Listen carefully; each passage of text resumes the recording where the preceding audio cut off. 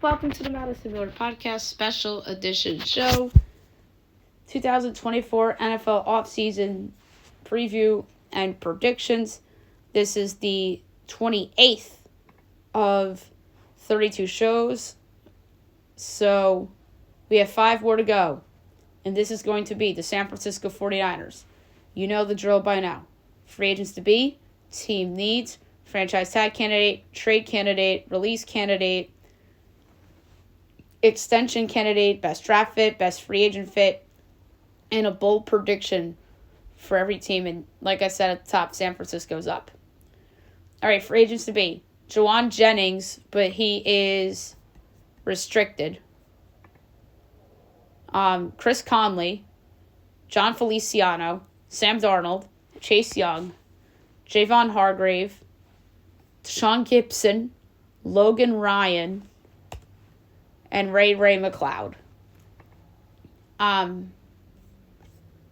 So, team needs wide receiver, guard, offensive tackle, defensive end, safety, cornerback. And backup quarterback, probably. Because both their other quarterbacks are free as Darnold and Brandon Allen. So backup quarterback as well. Franchise tag candidate. Chase Young, it's a begrudging pick. I really don't think he was as good as people made him out to be. 10 sacks, 1 assist, 12 solo tackles. He had a good year, but I don't think he was great. You know what I mean? So, I think that Chase Young's a little overrated. But I do also think that he's a franchise tag candidate. And it was the obvious one as well. Trade candidate, Elijah Mitchell. They're deep at running back. And Mitchell should be a starter or a 1B somewhere. Whether it's Dallas, maybe New England trades for him if they lose Ezekiel Elliott. Maybe the Eagles get him if they lose to Andre Swift. So I think there's some possibilities there for Elijah Mitchell to get traded. I think the Eagles are a great fit for him. And then they could just make Jordan Mason your RB2. Other trade candidates, Brandon Ayuk, weirdly enough. I think some of these other guys, Talanoa Hufanga coming off the injury, maybe Domador Lenore, or maybe guys that are depth pieces on this team could help somewhere else like Mitchell. That's why Mitchell sticks out so much. Maybe Drake Jackson, because he's playing behind Nick Bosa anyway, so it makes sense for them to trade him. Release candidate, Javon Hargrave, free agent signing from a couple years ago. He was pretty good, but I could see him being cut, being a cut casualty. Eric Armstead's a cut candidate. I don't think they'll cut Greenlaw or Warner. That'd be disrespectful.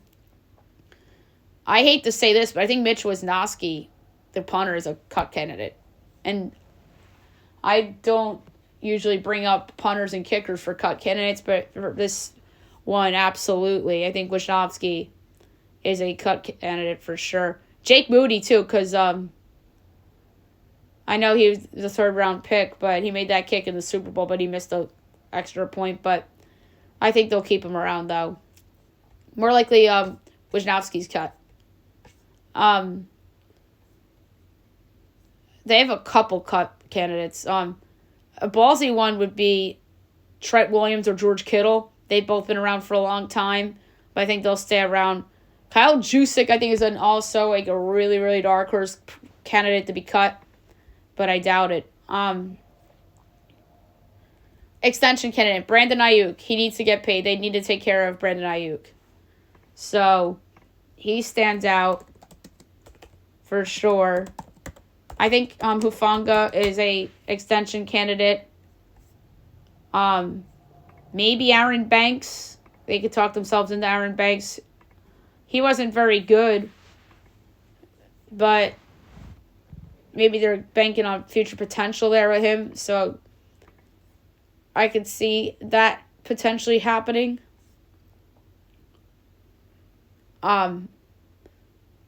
So yeah, the easy one, like I said, is Ayuk, and he's a big part of their offense and is a really, really good WR2 on that team. Draft fit. Troy Fatano. They need a guard. Feliciano's a free agent. And I think that he would come in and fit really nice there. And plus, Aaron Banks stinks.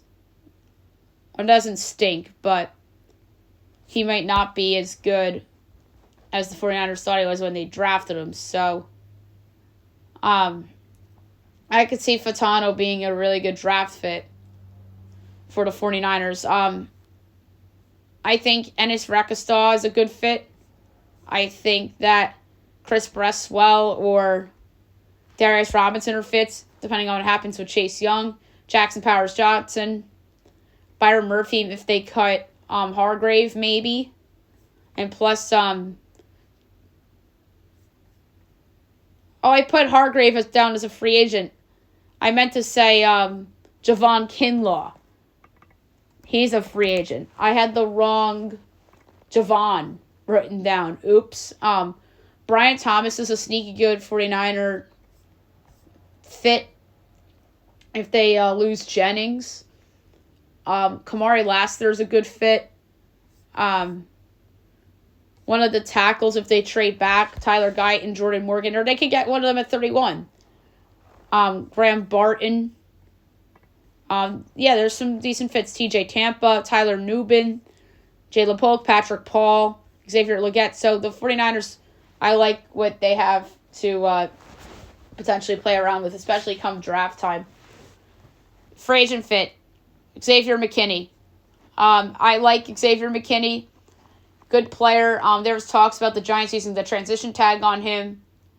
But I think Saquon Barkley is more important to the Giants than McKinney. And I think that they could address safety in the draft or sign another free agent. Or maybe even a lesser free agent. Although the Giants roster is not very good, so that's the case for keeping McKinney and maybe trying to replace Saquon instead. But Saquon's more important to the franchise than McKinney. Now I'm making this like a Giants segment. But McKinney would be good fit on the Niners. They lose Gibson anyway. And McKinney can come in. He's young. And I think he'd have success there. Other potential fits for the Niners, Kevin Zeitler, Stephon Gilmore, Steven Nelson, Jonathan Grenard if they lose Young, Jadeveon Clowney if they lose Young, Kenny Moore. I could see Mekhi Becton being in play there. Leonard Floyd if they lose Young. Geno Stone. Jonah Williams. So, yeah, the Niners also have some good free agent options as well. Bold prediction. I think they're going to be a team that surprises us in free agency and signs a big name. That's going to be a free agent. I'll never forget when the Saints signed that safety. I think his name was Kamari Bird. That turned out to be a free agent flop. Jarius Byrd. Oh, somebody called it the biggest mistake in Saints history, so but yeah, Jarius Byrd signed with the Saints. He used to be on the Bills. And then in 2014, he signed with the Saints, and nobody thought he was going to end up there because they had cap problems, and we just thought that Bird was going to sign somewhere else. But yeah, he was a big bust for New Orleans, but I could see the 49ers making that wow signing that we don't expect. Eagles signing DeMarco Murray is another good example, but that was a bust too. Not saying this one's going to be a bust, but I think it's a signing that makes sense. I think they're going to sign Robert Hunt, 4 for $76. They have a need at guard on both sides, arguably, because we don't really like Aaron Banks as like a franchise offensive lineman. He wasn't awful, but he wasn't really that good either. But Robert Hunt's an upgrade on either side, and it would be a big loss for the Dolphins and a big game for the 49ers. Remember, we saw all the 49ers going to the Dolphins? Now this is going to be the other way around, where the Dolphin signs with the 49ers. So that's kind of ironic here in terms of symmetry with the Mike McDaniel, Kyle Shanahan connection and such. So I could see Robert Hunt going there and being one of their starting guards, and the 49ers are going to be hyped up as the team to beat in the NFC. All right, futures.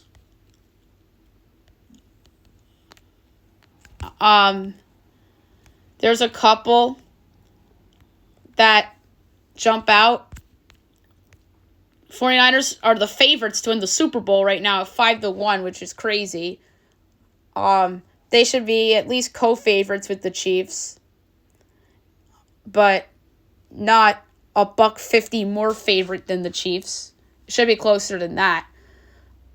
And to win the NFC, they're plus 230, which sounds right. And then Purdy for MVP is 16-1, but I'm more interested in another 49ers player for MVP. Christian McCaffrey.